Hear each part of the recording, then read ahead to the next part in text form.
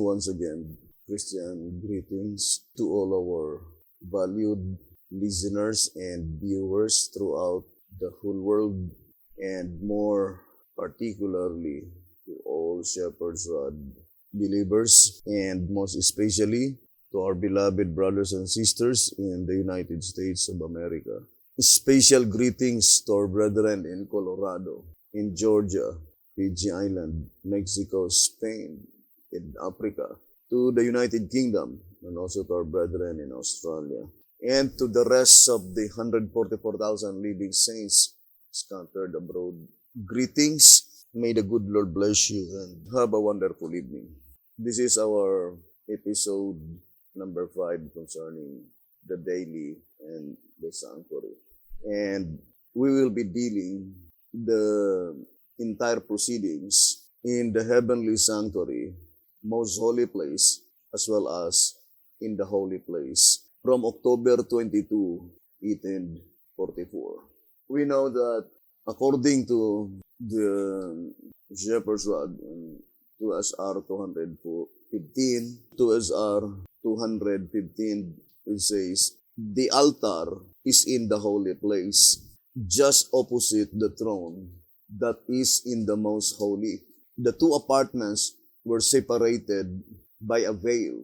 In the Day of Atonement, the veil or door of the earthly tabernacle was opened, and the high priest went in. But let it be remembered that the door or the veil was left open while the high priest officiated. Thus the two apartments became one. For this reason, the congregation were not permitted in the holy place on the day as they were at other times. For the veil being lifted, the holy place also became most holy. So while the door to the most holy was opened, the entrance to the holy was closed. Therefore, the high priest alone used both apartments on the Day of Atonement. So that is very plain that in October 22, 1844, before the veil was lifted up, the entrance to the most holy place, the door into the holy place was closed first. So in October 22, 1844, the entrance of the door into the holy place was closed. Then the veil into the most holy place was opened. Here in track number 5, on page 116, it is Revelation 11, verse 19. Revelation 11, verse 19, first part. And the temple of God was opened in heaven, and there was seen in his temple the ark of his testament. So let's read the commentary. The earthly temples being patterned after the heavenly shows that the heavenly temple is divided into two apartments, the holy and the most holy. On the day of the atonement, judgment, in the earthly temple, the door to the most holy was opened, and the door to the holy was closed. This service typified the commencement of the antitypical atonement, judgment, when the door to the most holy in the heavenly temple was opened, and the entrance to the holy was closed. In other words, when the inner door was open, the outer door was closed, thus making the two apartments as one. See Leviticus chapter 16, verse 2 and 17, Revelation 4, verse 1, and Revelation 15, verse 5, and also Early Writings, page 42. So the temple being closed while the judgment is in session makes it impossible for one on the outside to see the ark of his testament until after the judgment is completed, when the door which was closed will again, according to Revelation 15 verse 1, then verse 5 to 8, be opened. So the shepherd's rod made it so plain that when the door, the entrance to the holy place was closed, then it is impossible for anyone to see what is going on in the heavenly sanctuary while the door, the entrance to the holy place, was closed. And that is the reason why Sister White, from October 22, 1844, after the door, the entrance to the holy place was closed, they knew nothing what is going on in the heavenly sanctuary, for the door is closed. The only information that they obtained is that, accordingly, Jesus Christ entered to the most holy place in October 22, 1844. But from that time onwards, they had no knowledge at all, for the reason that the entrance of the outer door, the entrance to the holy place, was already closed, and also in the days of B.T. Hotep. And unless it be reopened again, so that is the only time by which they could see or they could have knowledge what is going on in the heavenly sanctuary. Now, since the shepherd's rod quoted early writings, page 42 and page 43, let us read. I saw that Jesus had shut the door of the holy place, and no man can open it, and that he had opened the door into the most holy, and no man can shut it. Revelation 3 verse 7 to 8. But in reality, even though the veil to the most holy place had been opened, still those outside the temple could see nothing because the entrance to the holy place was closed. I would like to read first early writings, page 43.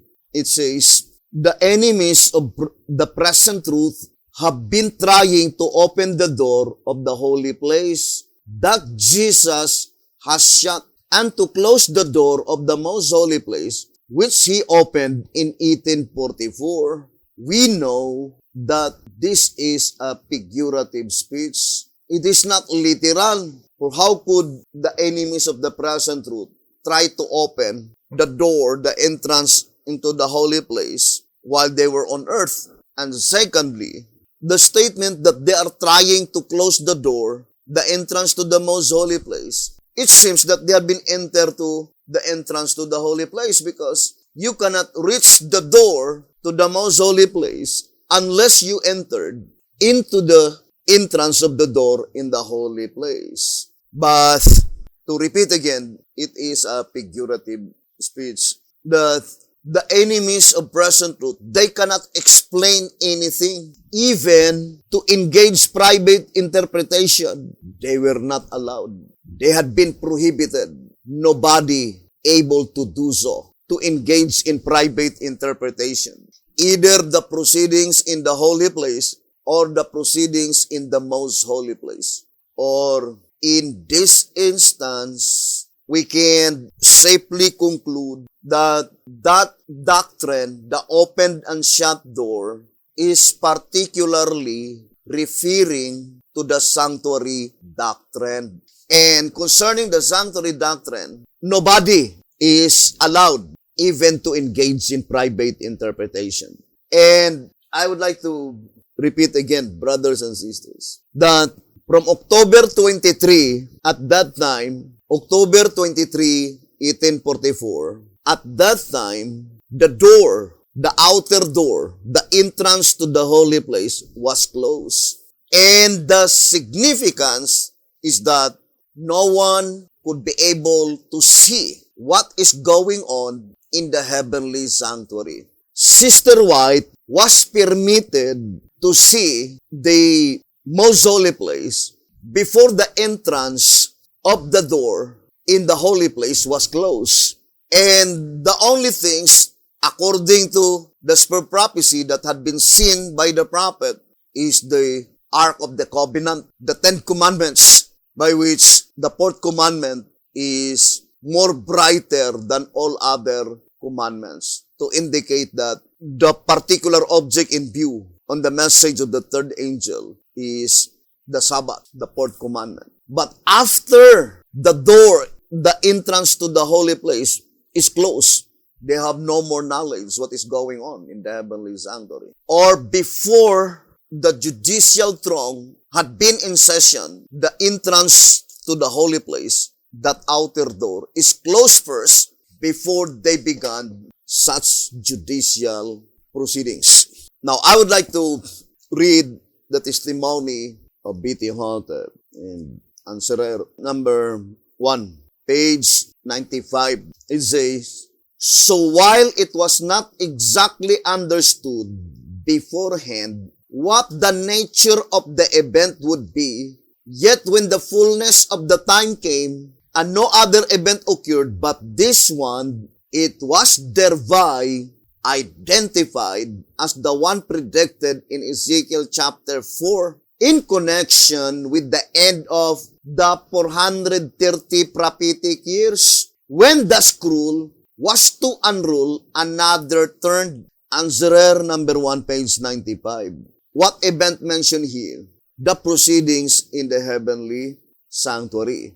Because someone is asking concerning when the judgment of the dead will close and the beginning of the judgment of the living, by which the prophet says that they have no knowledge, either exact or approximate. And then it says, the time of the cessation of the one event and the beginning of the other is not to be known until the one is past and the other begun.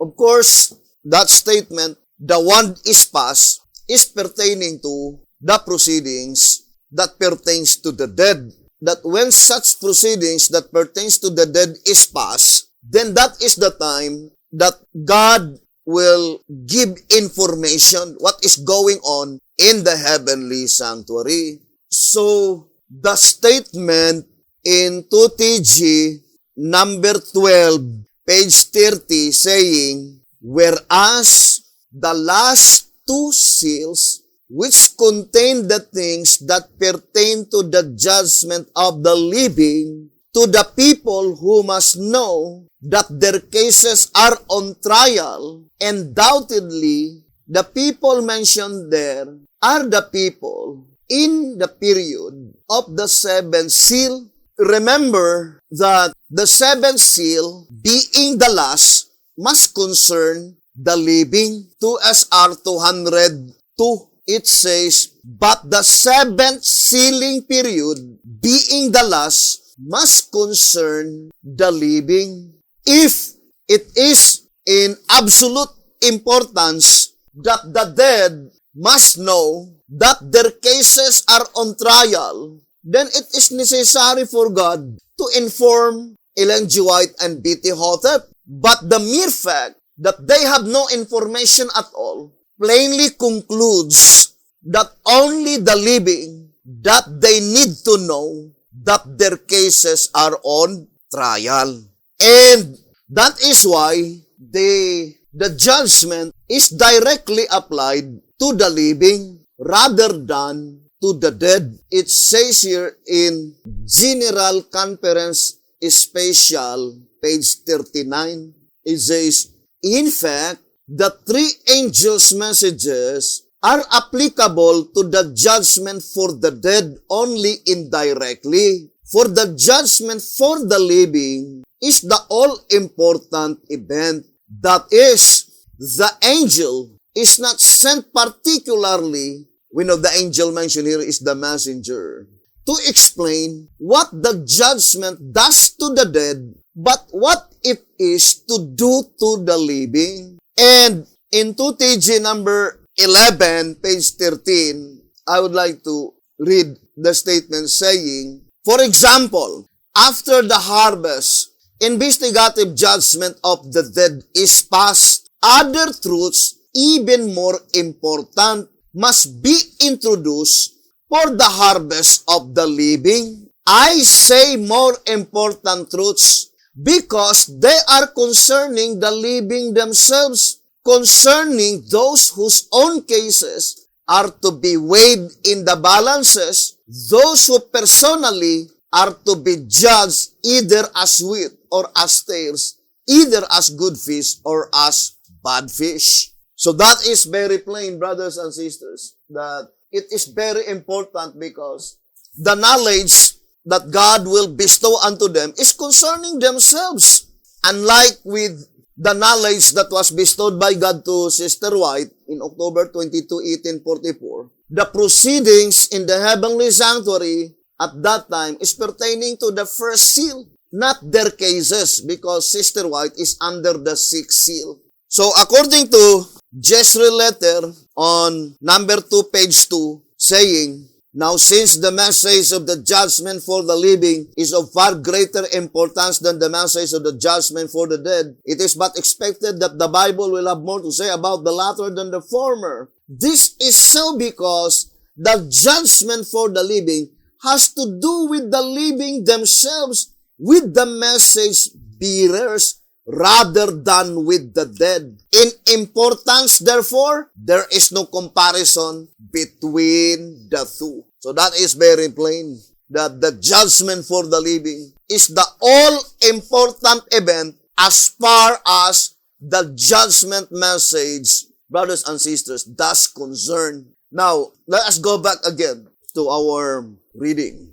In tract number 5, we already read, plainly telling us in page 116 in tract number 5, saying, so the temples being closed while the judgment is in session makes it impossible for one on the outside to see the ark of his testament until after the judgment is completed, when the door which was closed will again, according to Revelation 15, verse 1 and verse 5 to 8, be open. When it will be reopened again, after that the judgment is completed. This reading perfectly corroborating to the statement that it will not be made known until the one is past and the other begun.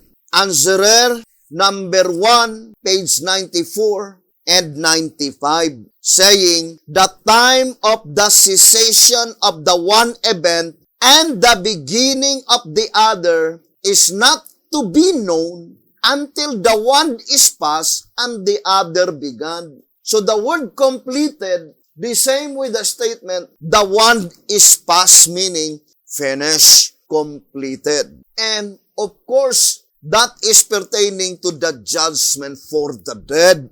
That is why in 2 SR 164, it says, unless the close of the judgment for the dead and the commencement for the living be made known to us, we would have no present truth while the judgment for the living is in session. Not only that, it says, neither would such judgment be legal or just, to SR 164. So, brethren, the shepherd's rod made it so plain that the particular object in view in the proceedings in the heavenly sanctuary must be the living. Those candidates to be among the saints that will no longer to taste death. They are the only people that they need to know that their cases are on trial. Because if the dead, they need to know that their cases are on trial.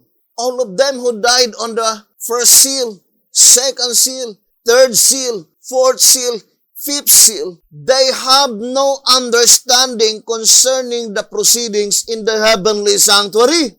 Therefore, only the living, by which they need to know that their cases are on trial. How could they be able to know unless God will inform them? Only Jesus Christ can give them information what is going on in the heavenly sanctuary. Now, this reading in 4 BC, 11:3-9, if you will go to 11:3-8, 4 BC, it says Isaiah chapter 6. Then it says, Isaiah's experience represents last day church. And you know the quotation is Revelation 11 verse 19. What is Revelation 11 verse 19? That is the last verse under the seventh trumpet. Therefore, the church mentioned here must be the church under the seventh trumpet.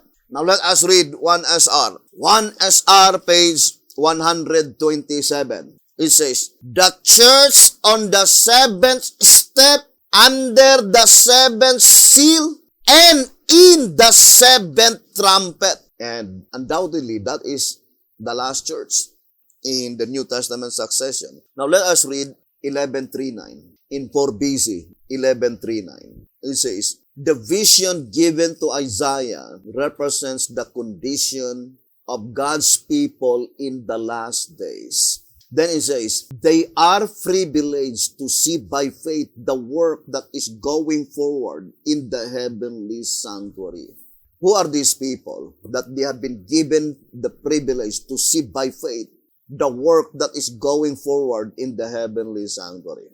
And then quoted Revelation 11:19, it says, and the temple of God was opened in heaven. For sure, it is not the entrance to the most holy place, because the entrance to the most holy place was already opened on October 22, 1844. Now, let us now study closely the blowing of the trumpet under the sixth trumpet and the blowing of the trumpet under the seventh trumpet.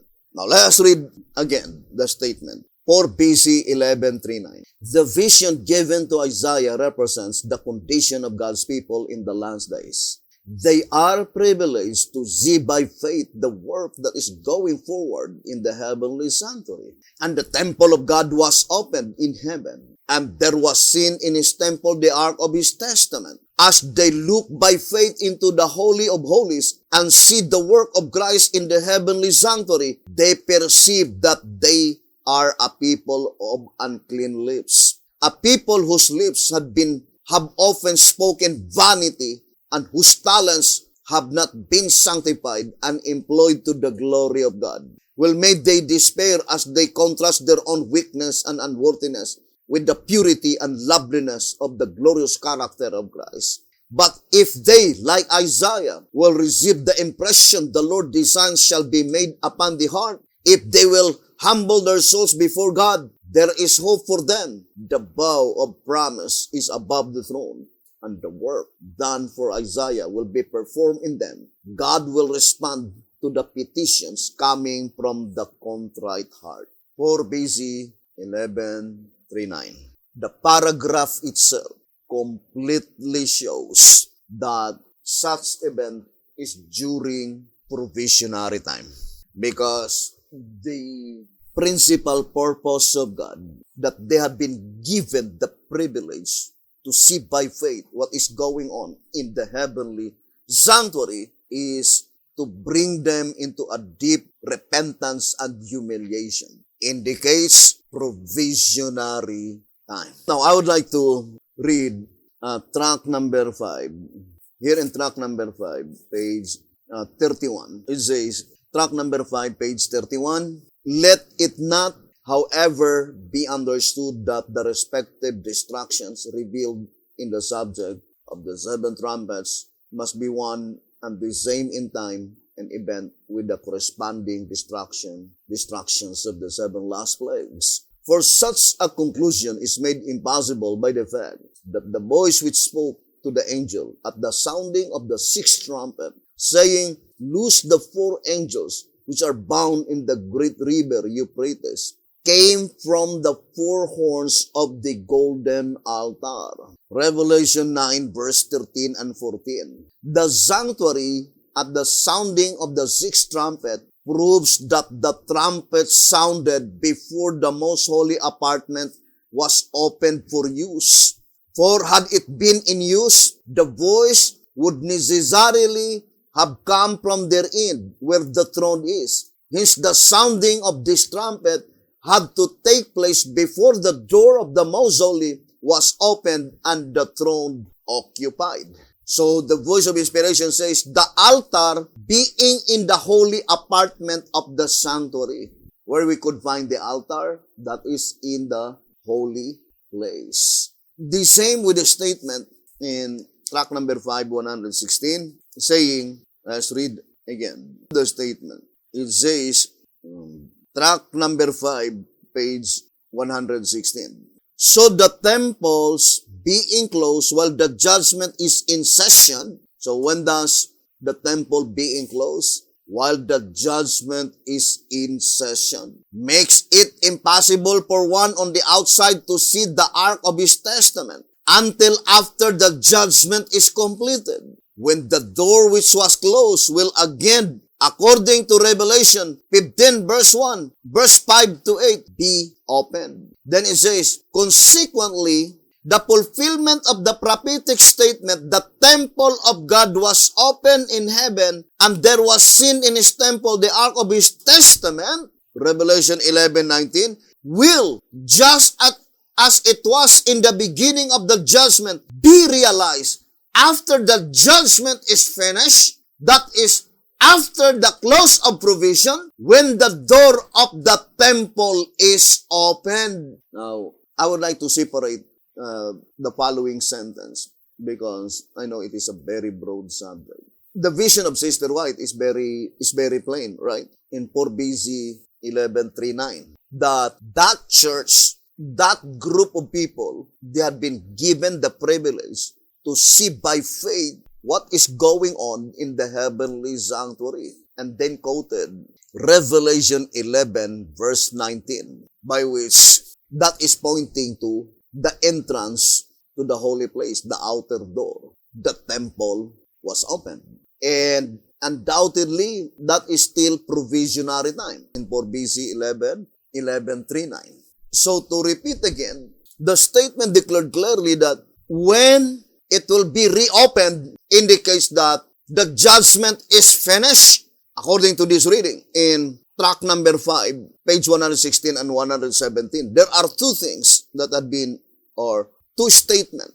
The judgment is completed and also the judgment is finished, by which they are synonymous. That it will not be reopened not until the judgment is completed, not until the judgment is finished.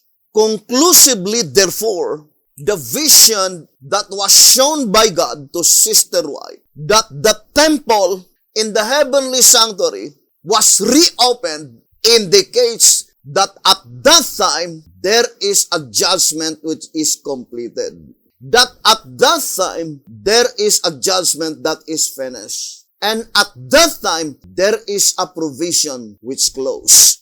That is very plain here in track number 5, 116 and 117. Now, I would like to read first Selected Messages, Book 1. So, let us read. Selected Messages, Book 1, page 63. It says, I am still a believer in the shut door theory, but not in the sense in which we at first employed the term or in which it is employed by my opponents. So here, the prophet enumerated one by one the shut door. But I would like to go to the occurrence in 1844. It says, I was shown in vision, and I still believe that there was a shut door in 1844.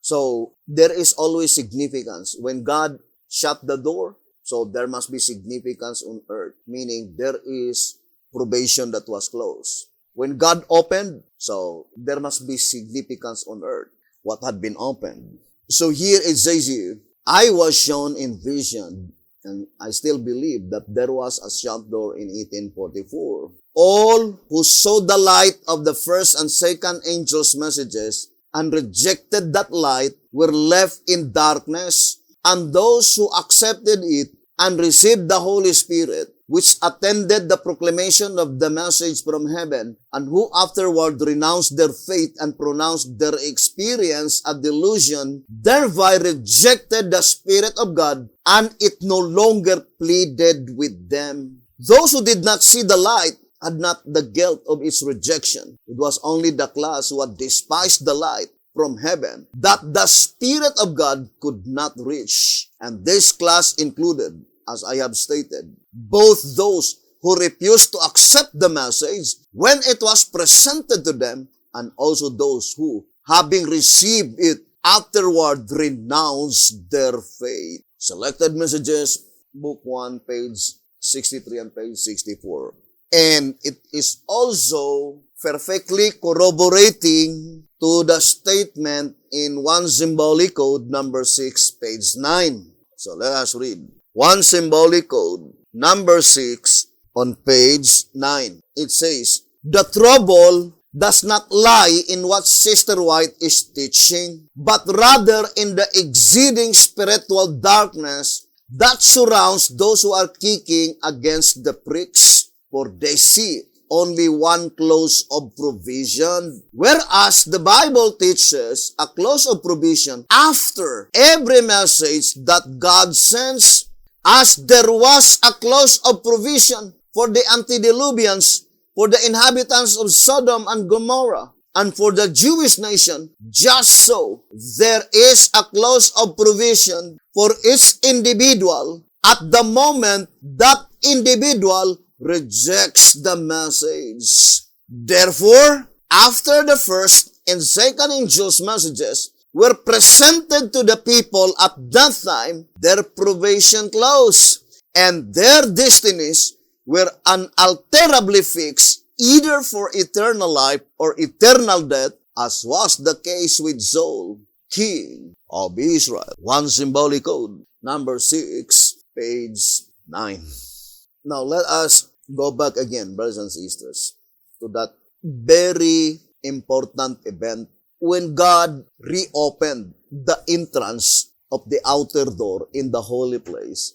Unto whom? To the people or God church in the last days, according to 4 BC, 11:3:8 and 11:3:9, quoting Isaiah 6, attached to Revelation 11, verse 19. The shepherd's rod is even more specific by saying in 1 TG 27:8, since this message announces that the great and dreadful day of the Lord is at hand, that the judgment for the living is about to begin, and since Isaiah the prophet was given a vision of the Lord's moving into his temple for this judicial work, the prophet's experiences while he was yet in vision must therefore represent the experience of God's servants who are to announce the day of the Lord. His experience and commission must be our experience and commission. 1 TG number 27, page 8.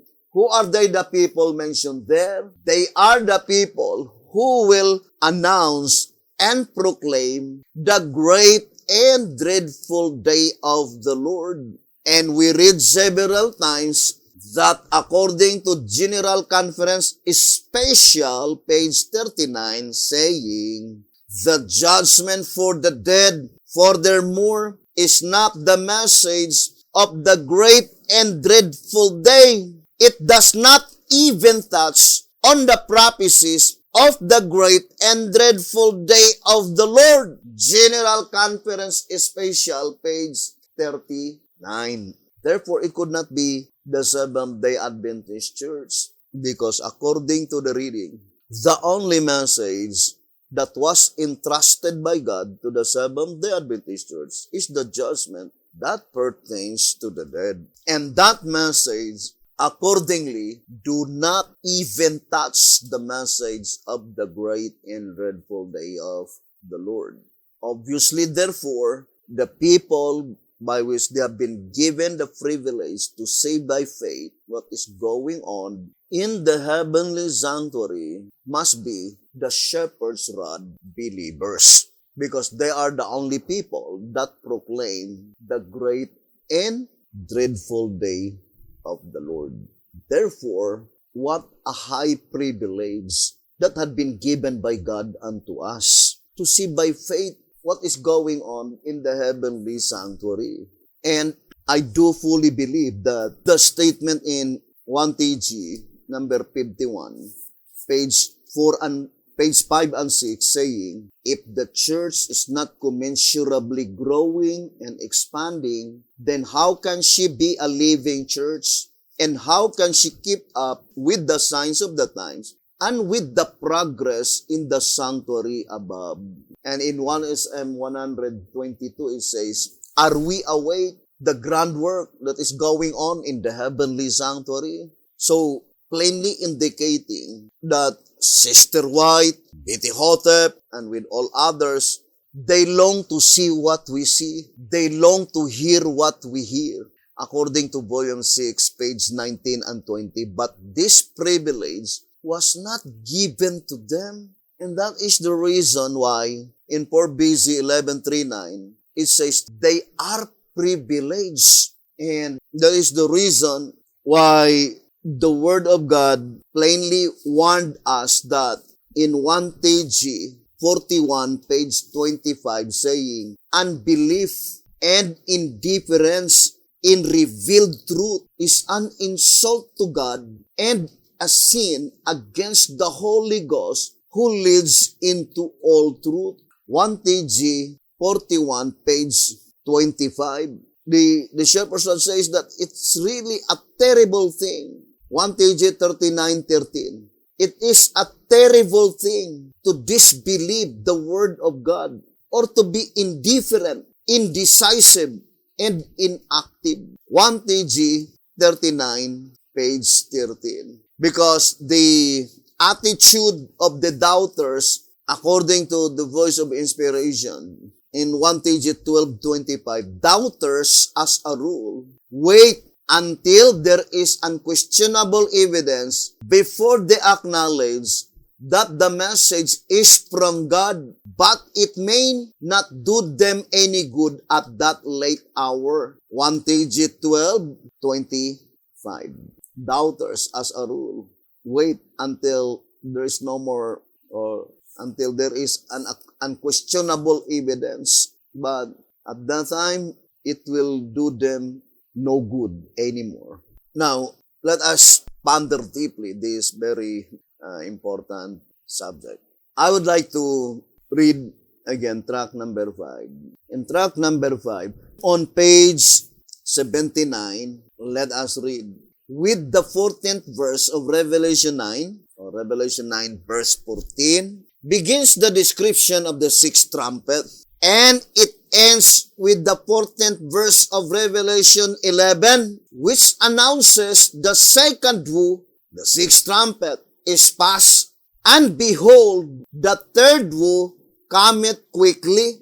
Accordingly, each prophetic event recorded between Revelation 9:14 and 11:14 must find its fulfillment in the period of the sixth trumpet between the first and the second woes. So, that is very plain. It says, must find its fulfillment in the period of the sixth trumpet between the first and second woes. First of all, we need to ascertain clearly what period. Is it the period of the sounding of the sixth trumpet? Or is it the period of the fulfillment of the sixth trumpet? Because sounding always precedes its fulfillment. Because it is illogical that the sounding is after the fulfillment. Because according to the shepherd's rod, the term trumpet meaning broadcasting a message. And of course, that message must be broadcast while there is still hope that anybody could escape and avoid such destruction. Now here in 2 TG 13, page 9, it says, the term trumpet is significant of broadcasting a message. 2 TG 13, page 9. Now, let us go back again to the reading. In track number 5, page 79, saying, accordingly, each prophetic event, you see, accordingly, each prophetic event recorded between Revelation 9:14 and 11:14. So it must be Revelation 9 verse 15 to 21, Revelation 10 verse 1 to 11, and Revelation 11 verse 1 to 13. That is between Revelation 9:14 and 11:14. Must find its fulfillment in the period of the sixth trumpet between the first and the second woes. So it must be between the first woe and between the second woe. Now I would like to focus to Revelation 11:13. The last prophetic event between 9:14 and 11:14. Let us focus first to Revelation 11 verse 13. Now let us read track number 5, 114. It says, chapters 10 and 11 of the Revelation cover a series of events different from those of chapter 9. Verse 13 of the 11th chapter brings us up only to the time of the fulfillment of the marking and slaying Ezekiel 9 in the church, or to the commencement of the loud cry of the third angel's message. Let us read again. That is concerning Revelation 11 verse 13. Verse 13 of the 11th chapter brings us up only to the time of the fulfillment of the marking. Now, I would like to make an illustration. The statement in track number 5, page 79, it says that all the prophetic event recorded between Revelation 9:14 and Revelation 11:14 must find its fulfillment in the period of the sixth trumpet. So this is the entire period of the sixth trumpet. But the question is, what period? Of course, the choice must be only two. Is it the period of the sounding? Is it the period of the fulfillment? So that is the question. And also, what period? Is it the period of the sounding of the sixth trumpet in the heavenly sanctuary? Or is it the period of the sounding of the sixth trumpet on the earth? What period? Is it the period of the fulfillment of the sixth trumpet in the heavenly sanctuary? Or is it the period of the sixth trumpet, the fulfillment of the sixth trumpet on the earthly sanctuary? So at least there are 4 things to be considered. But we focus in Revelation 11:13 because this is between the bracket period, verse 14 and Revelation 11:14. This is the last, not in chronological order, but the last verse, which is within the period of Revelation 9:14 and Revelation 11:14, the period of the sixth trumpet. And what is verse 13? Let us read again the statement in track number 5, page 114. Let us read again. Track number 5 on page 114, it says, verse 13 of the 11th chapter brings us up only to the time of the fulfillment of the marking. Since it is Ezekiel 9, that is the marking of the 144,000. Brings us up only to the time of the fulfillment of the marking and is laying Ezekiel 9 in the church, or to the commencement of the loud cry of the third angel's message. So there are 3 things mentioned in track number 5, 114 concerning Revelation 11 verse 13. What is that? Marking, slaying, and the commencement of the loud cry of the third angel's message.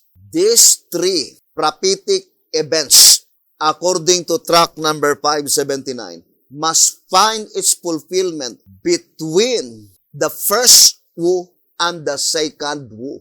And it must find its fulfillment in the period of the sixth trumpet. But it was not yet answered. What period?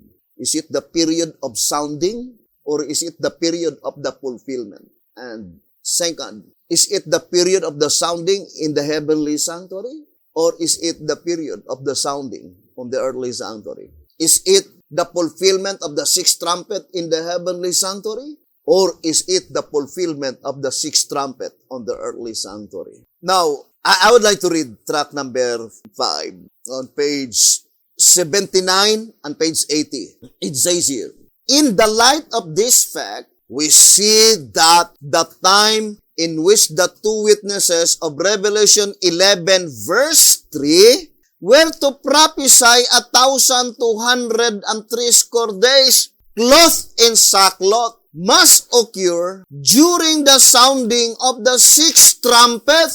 Now, it is very plain. It did not say, must occur during the fulfillment of the sixth trumpet. Let us distinctly separate the fulfillment and the sounding. Revelation 11 verse 3, it says, must occur during the sounding of the sixth trumpet. And then it says, being in the future tense, the priest shall prophesy 1,203 days. Revelation 11 verse 3 shows that at the time the trumpet began sounding, this period of 1,260 days was yet future. Track number 5, page 79 and 80. We need to dig deeper with the statement in track number 5, page 79, page 80. So let us try to enumerate one by one the high points. Subject is Revelation 11:3. Before we will go to Revelation 11:13, now let us now gradually decipher all the prophetic events recorded between 9:14 and 11:14. Now we have Revelation 11:3. Of course, that is between Revelation 9:14 and Revelation 11:14. It was answered on the next paragraph saying that this prophetic event must find its fulfillment when? During the sounding of the sixth trumpet. During the sounding of the sixth trumpet. That is very plain, right? It says that, let us read again, in track number 5, page 79 and page 80. And in the light of this fact, we see that the time in which the two witnesses of Revelation 11 verse 3 were to prophesy 1,203 days, clothed in sackcloth. It says clothed in sackcloth must occur during the sounding of the sixth trumpet. So it must occur during the sounding of the sixth trumpet. That is very plain.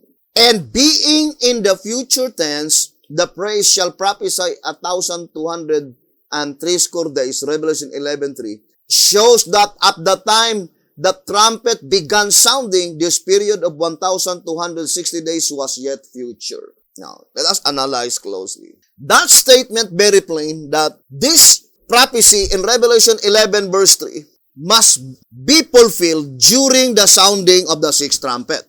So during the period of the sounding of the sixth trumpet, not during the fulfillment of the sixth trumpet, but during the period of the sounding of the sixth trumpet. And the next information given is that being in future tense, Revelation 11:3 indicates that did not commence at the commencement of the sounding of the sixth trumpet.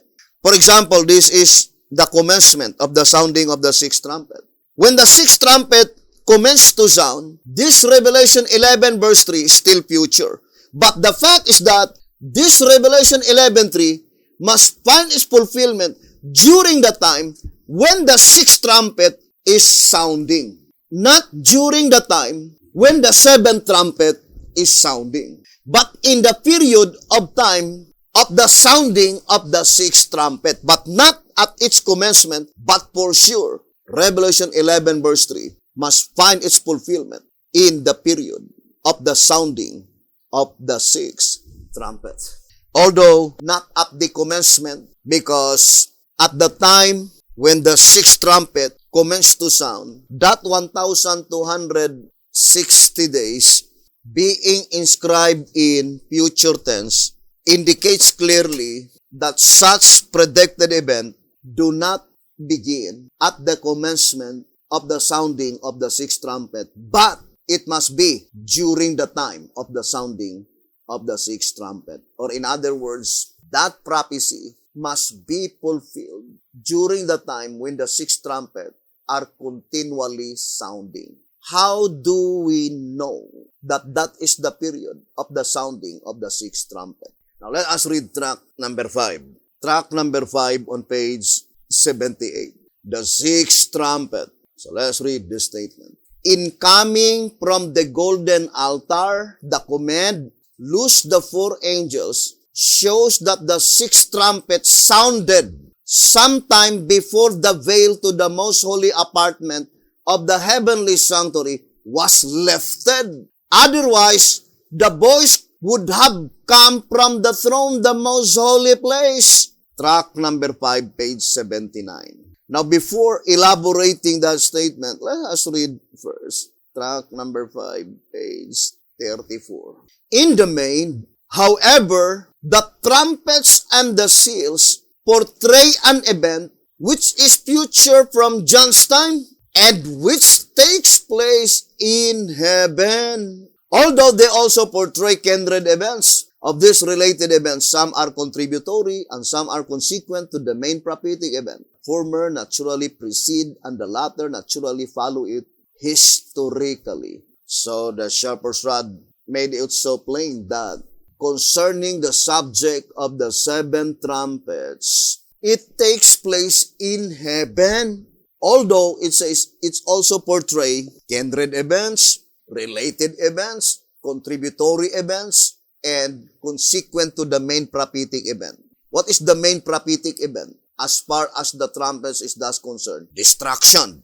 But according to the shepherd's rod, the spiritual side takes place in heaven. And we explain several times that the divine principle given by the voice of inspiration in track number 5, page 35, saying, naturally then, the first seal must precede the first trumpet, the second seal, the second trumpet, and so on. This divine principle must be applied only to the heavenly sanctuary. That the sixth trumpet, brothers and sisters, the fulfillment of the sixth trumpet must occur after the sixth seal, because the sixth seal must precede the sixth trumpet. But the sounding of the sixth trumpet must be after the period of the fifth seal. But accordingly, here in track number 5, page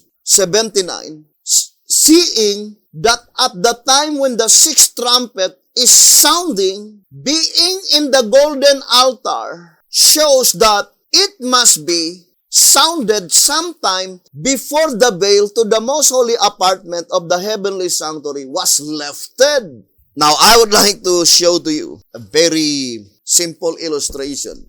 October 22, 1844, the veil was lifted. Therefore, the sixth trumpet must sounded before the veil in the most holy place was lifted. It must be here. The sounding of the sixth trumpet. Now, when the veil was lifted in the most holy place, no, it could no longer be the sounding of the sixth trumpet. Because the divine principle, it must be after the proceedings of the first seal, second, fourth, fifth, and third seal. After the proceedings of the first 5 seals had been finished, then the sixth trumpet will again sound. Because this is only the primary application. So in the primary application, the sixth trumpet sounded before the veil in the most holy place was lifted, was open, and before the entrance of the outer door is closed. But in the perfect fulfillment of the prophecy, the sounding of the sixth trumpet must be at the time when the outer door, the entrance to the holy place, will be reopened, by which at that time, the vision of Sister White will be fulfilled. When God's people had been given the high privilege to see what is going on in the heavenly sanctuary, and the quotation is Revelation 11,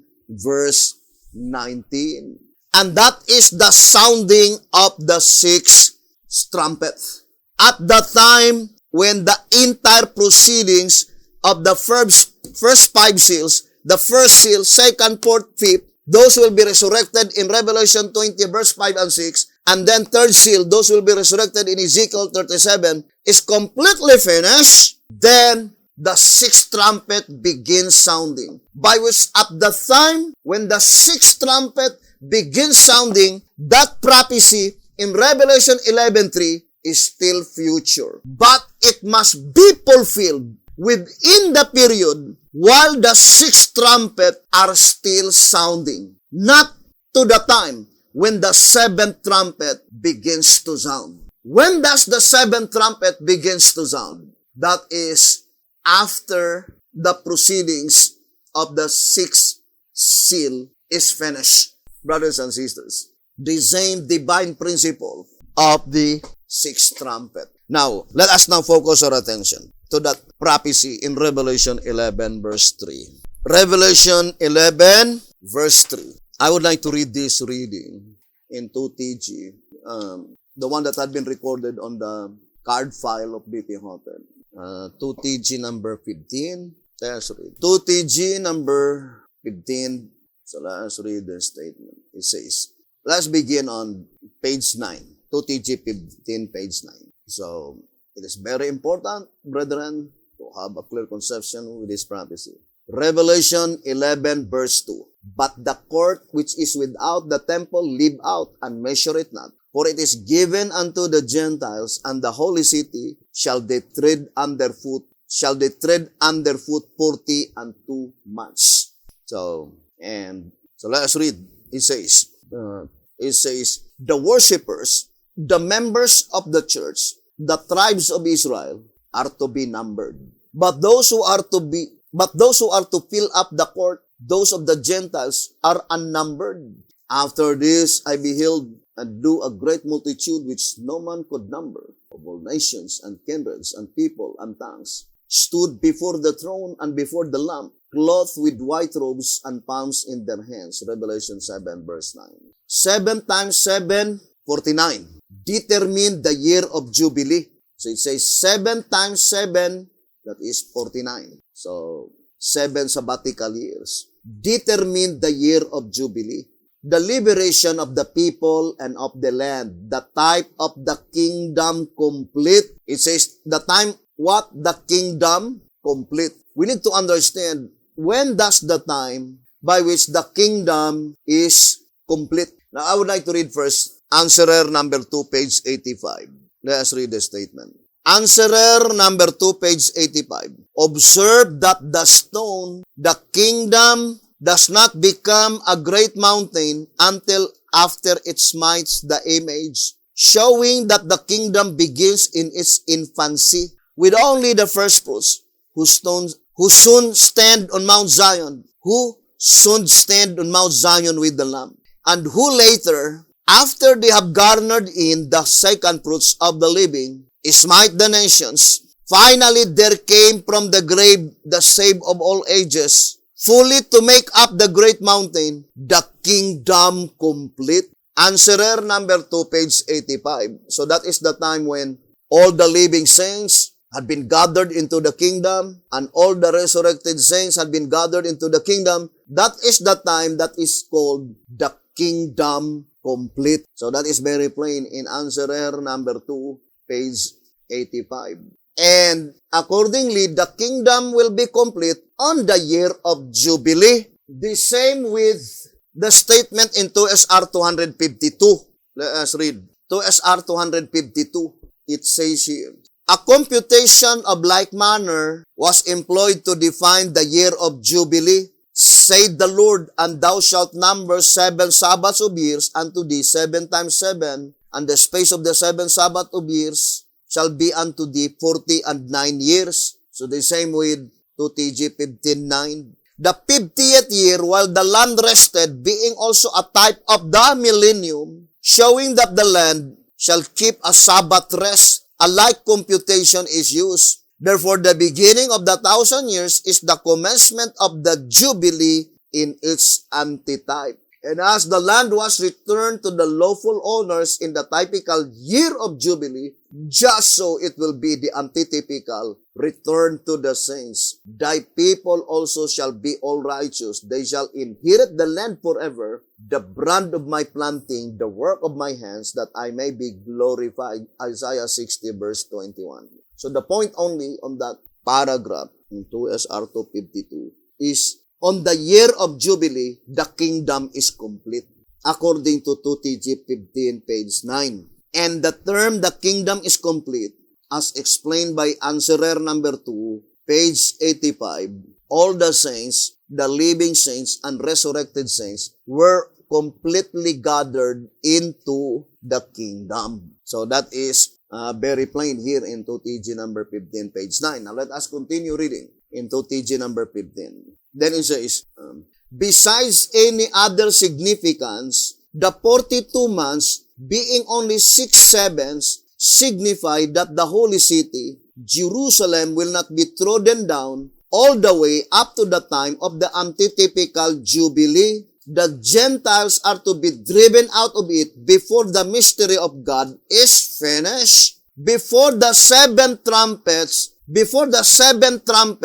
begins to sound. Now it says, I would like to read again. I would like to illustrate on the diagram. 42 months, brothers and sisters, according to the shepherd's rod, 42 divided by 7 equals 6. So only 6 sevens. So this is 42 months. Commencement and end part. The shepherds have declared clearly that the statement in the Bible plainly indicating that all of the Gentiles will be completely driven in the promised land before the seventh trumpet begins to sound. Now, and the shepherd's rod says that being only 6 sevens, therefore there is another 7 to complete 7 sevens. But the last 7 is symbolizing the 7 years in God's kingdom. The remaining 7, that is 7 years. But the 6 sevens, that is 3.5 years. Literal 3.5 years. Now let us read or continue the statement in track number 15. Track number 15, page 9 and page 10. So let us go back again. In track number 15, it says, besides any other significance, the 42 months being only 6 sevens signify that the holy city, Jerusalem, will not be trodden down all the way up to the time of antitypical Jubilee.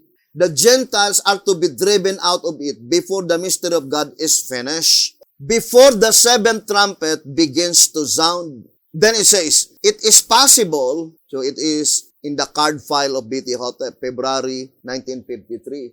It is possible that the 42 months of Revelation 11 verse 2 occupy an entirely different period of time than the 1,260 days mentioned in Revelation 13. For Jerusalem did not begin to be trodden underfoot in 538 AD, but was completely taken and destroyed in 70 AD.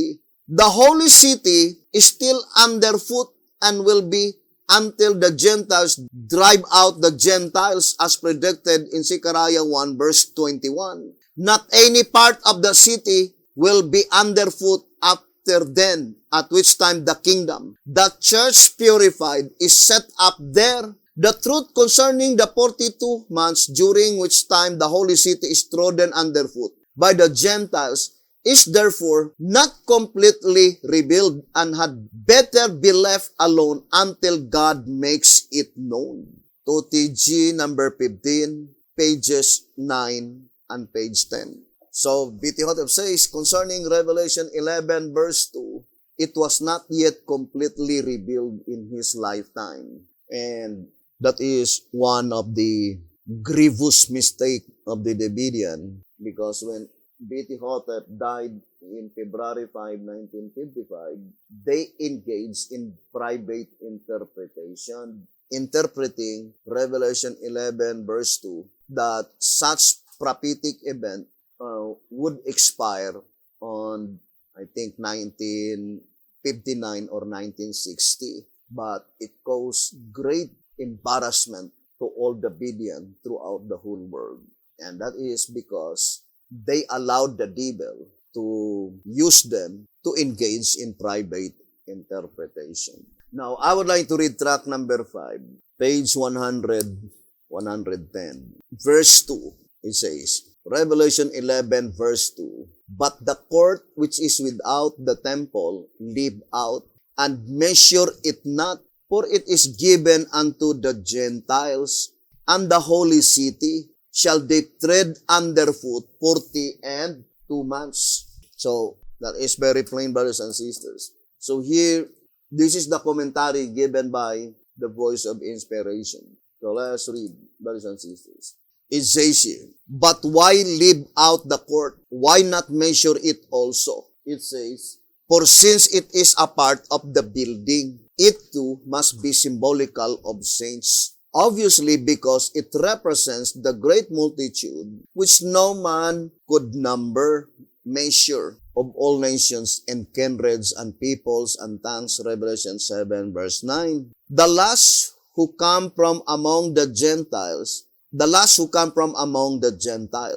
The court, in other words, is symbolical of the immeasurable, innumerable harvest of second fruits, brought in after the measurable, numerable harvest of first fruits, the 144,000. It is not measured, meaning investigated, because it represents those among whom there are no bad to be cast out, for they are gathered in after the cleansing of the heavenly temple. Daniel 8 verse 14. After the judgment of the dead, after the separation of the bad from among the good in the church, as illustrated by the parable of the net. Matthew 13 verse 47 and 48.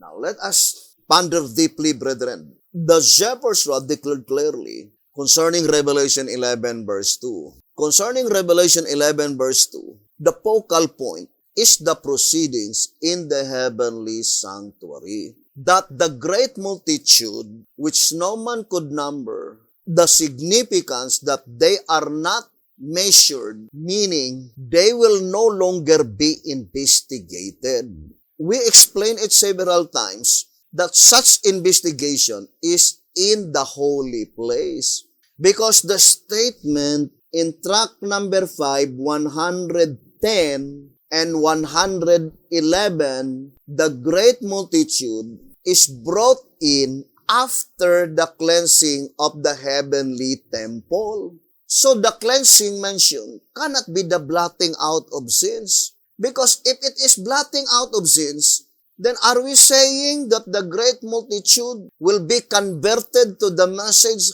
after the blotting out of sins in the most holy place, by which that event is after the general clause of provision? The cleansing mentioned is the cleansing of the books. In tract number 3, page 50 and page 51, it says, as the cleansing of the heavenly sanctuary is a work of cleansing the books by blotting from them the names of both the backsliders and the tares. That is the cleansing, blotting out of names, and that proceeding is performed in the holy place, not in the most holy place. Because according to the shepherd's rod, the only names to be brought into the presence of God the Father are those who receive the seal, because the seal is their permit.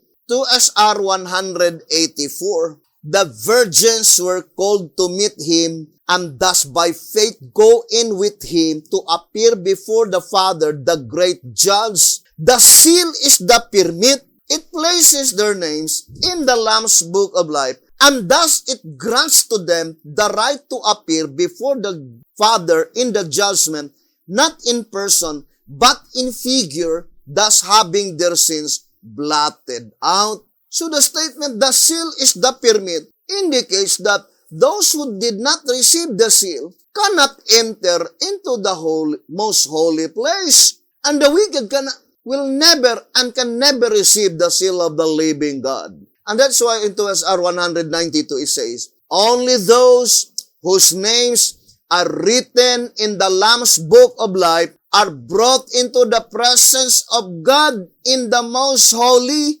place. Whose names had been written in the Lamb's book of life. That is the Lamb's book of life, sealed with 7 seals, by which the only names written are the names of the righteous, 2 SR 199, and the book containing the names of all the righteous, beginning with Adam and on to the close of provision, the end of the gospel, the 7 seals. Prior to October 22, 1844, that book, there is no name had been inscribed, because the names to be inscribed into that book are the names that had been left written in the Lamb's Book of Life after the blotting out of names. And that is each seal. First seal, second seal, fourth seal, fifth, third seal, sixth seal, and then the seventh seal. Now let us go back to our subject, brothers and sisters.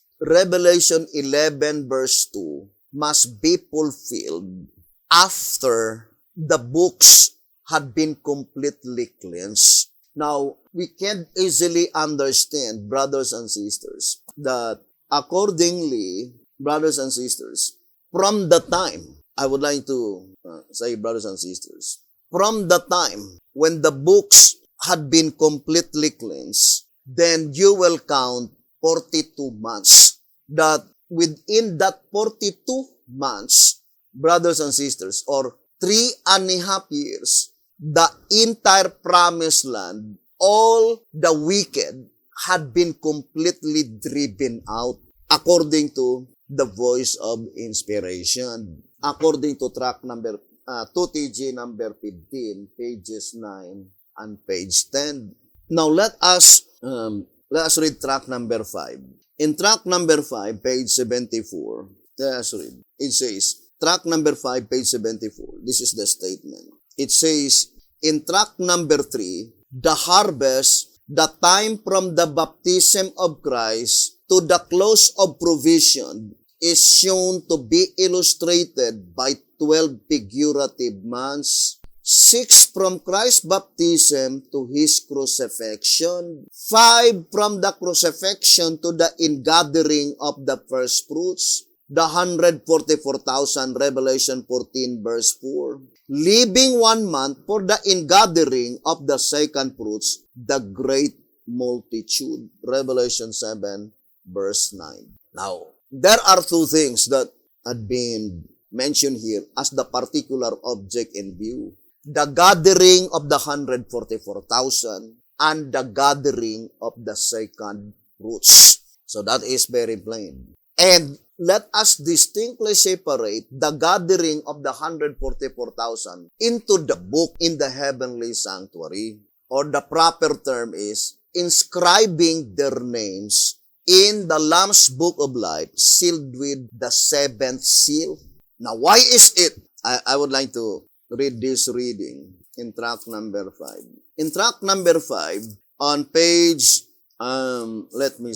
page 108, it says, thus the doctrine of the investigative judgment, along with the doctrine of ingathering and numbering the 144,000, comprises the present truth committed to the Seventh-day Adventist denomination in 1844. So when does the ingathering of the 144,000 begins? In 1844. The statement is very plain. For example, track number 3. Track number 3, let us read on page 85. Track number 3, page 85. Wonderful indeed is the way in which God has worked out the plan of salvation and revealed it step by step as necessary when in 1844, the investigative judgment of the dead and the ingathering of the first fruits of the living began. When does the ingathering of the first fruits of the living began? In 1844. But what first fruits of the living? By which the ingathering of them began in the year 1844.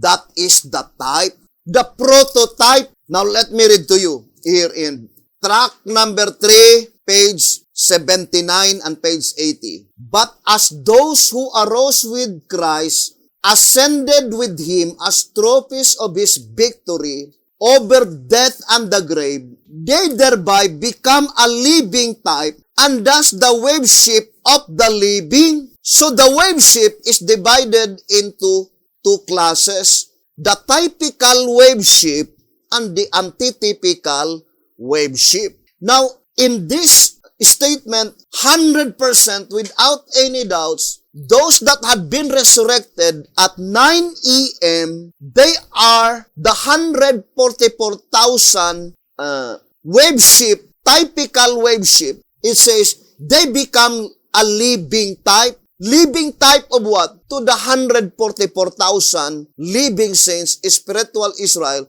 which is the antitypical wave ship. Therefore, the gathering of the 144,000 living saints that commenced in 1844 is the type. Who are they? Those who are resurrected by Jesus Christ at 9 a.m. And if you could understand this, brothers and sisters, in Matthew 20, what is 9 a.m.? That is the second call. Because the first call is 6 a.m. And who are they, the second call? In Matthew 20, the Apostolic Church.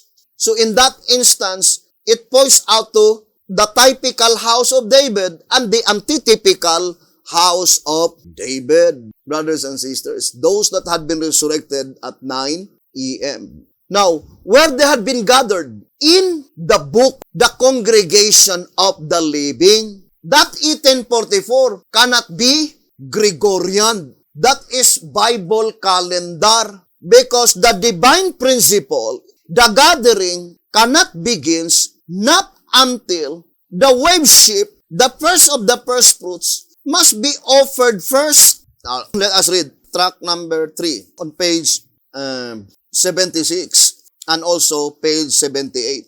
It says, being of cut stalks of grain, the wave ship signified fruits to be harvested. And as the sheep was to be offered before the sickle was put to the grain and gathered into sheaves, it obviously pointed forward to a spiritual harvest of first fruits to be gathered. And page 78, it says, the wave sheep was to be offered on the morrow after the Sabbath, that is on the first day of the week, now commonly called Sunday. This offering was to be presented not on a special day of the month, but rather on a special day of the week, before the sickle was put to the grain and gathered into sheaves.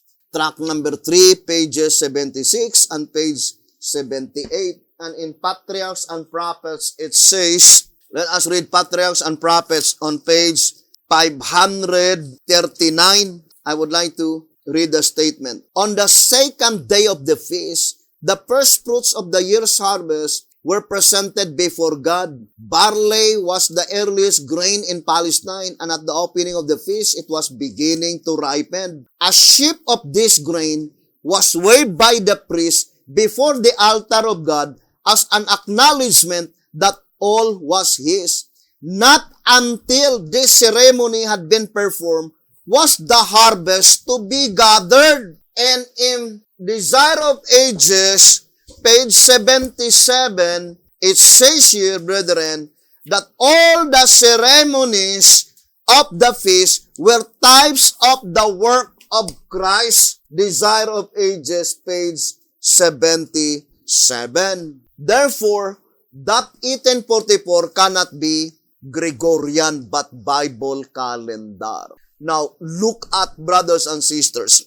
Let us go to timeanddeath.com on Bible calendar. That is pattern number 6. April 18, 1844. That is pattern number 6.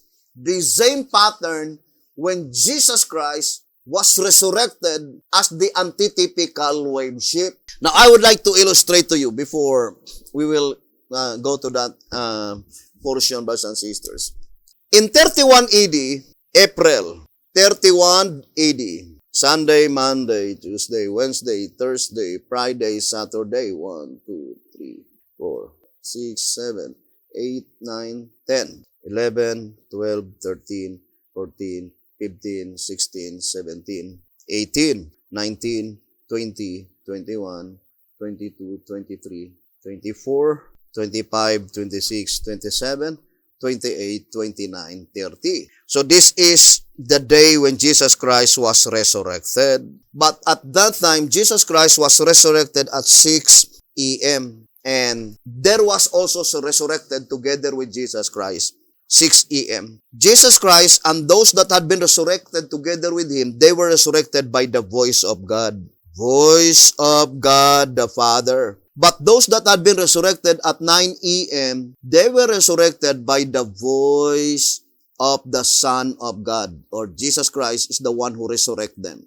Those that had been resurrected at 6 a.m., when Jesus Christ ascended to heaven, Jesus Christ brought them, presented to the Father. But these that had been resurrected at 9 a.m., they did not ascend to heaven not until May 27, when Jesus Christ ascended to heaven. May 27, 31 AD. It is the visible ascension of Jesus Christ. But there is ascension of Jesus Christ which we call invisible ascension. Because at that time, Jesus Christ brought those resurrected saints. And they are the first of the first fruits, and this one is the first fruits. This one is the first fruits. This one is the first of the first fruits. So, but according to our reading, brothers and sisters, it is in 1844. But that 1844 is Bible calendar, April 18, 1844. The same pattern, the same pattern. April 18, Sunday. Therefore, on April 18, 1844, those that had been resurrected at 6 a.m., they had been waived. Then after they had been waived, then commenced the gathering of the first fruits, 144,000, which is the prototype. They had been gathered within 40 days from April 18, 1844 to May 27, 1844. They had been gathered into the book of the living as the living type of the 144,000 living saints. And this is answered in the 40 typical days. Now let us go back to look at the timeanddeath.com. Brothers and sisters, April 18, 1844, in Gregorian calendar, that is April 27, 1845. So this April 27, 1845, you see, this one, April 27, 1845. In Bible calendar, that is April 18, 1844. But in Gregorian, that is April 27, 1845. So this one is April 18, 1844. In Bible calendar, this one is Gregorian calendar. This one is Bible calendar. Then, within 40 days, the gathering of the 144,000 living saints. They called living saints because they were already living, ever living to the Father. They were already in the heavenly sanctuary, the prototype. Brothers and sisters, that after they had been gathered into the book, the very first day of atonement, I would like to, now brothers and sisters, so here we can see that from Gregorian calendar, October, November, December, January, February, March, April, then that is 1845. But the very first day of atonement in the most holy place, October 10, 1844. In Gregorian, that is October 16, 1845. In Gregorian calendar. Now let us look at October 10, 1844. So in Gregorian, that is October 16, 1845. So being the type, the 144,000 first fruits, the prototype, their names must be gathered first into the congregation of the living, before their sins had been blotted out. So, being the type, that should be also the occurrence of the antitype. The names of the 144,000 must be gathered in first into the congregation of the living, the seventh seal, before their sins will be blotted out. And it is also revealed by the 30 typical days. Now, I would like to read to this is the last reading, but we will continue on our next episode. I would like to read the statement in 2SR. I know it is a deep study, but gradually, God is leading his people unto victory, step by step. It says here in 2SR 255 and 256, it says, it has been explained that the Passover is a type of the close of provision for the church, and the closing of the ark, a type of the closing of provision for the world. Then it says, therefore, there are 30 typical days between one close of provision and the other.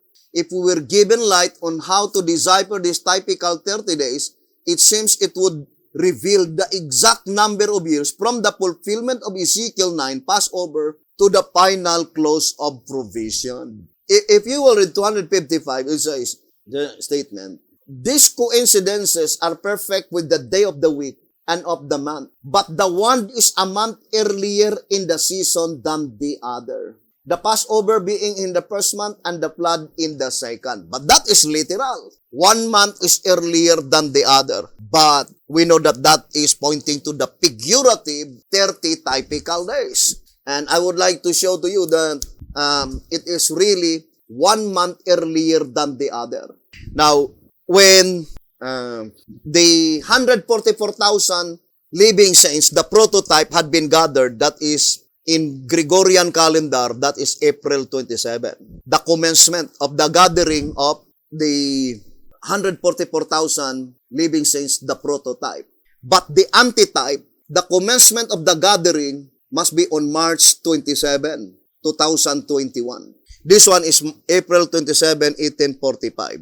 So it seems, brothers and sisters, 1 month earlier than the other, right? That is March 27. Then the next one is April 27. But it is reverse order because in the judgment that pertains to the living, it is reverse order. So the commencement of the gathering of the 144,000 living saints into the book, which is the seventh seal, the congregation of the living, must commence on March 27, 2021, after their names had been left written into this book, Lamb's Book of Life. All the names of the wicked had been blotted out and their names had been left. Those names that had been left will be transcribed to the book sealed with 7 seals. And it will commence the gathering on March 27, 2021, and it will be finished the same 40 days. Brothers and sisters. Now, let us look at March 27, 2021. Gregorian calendar. March 27, 2021. Then, let us add 40 days. Then, we have May 6, 2021. We will continue this subject, brethren, on our next episode and hoping that the good Lord will bless us and would help us. Thank you very much. May the good Lord bless you and have a beautiful, wonderful evening.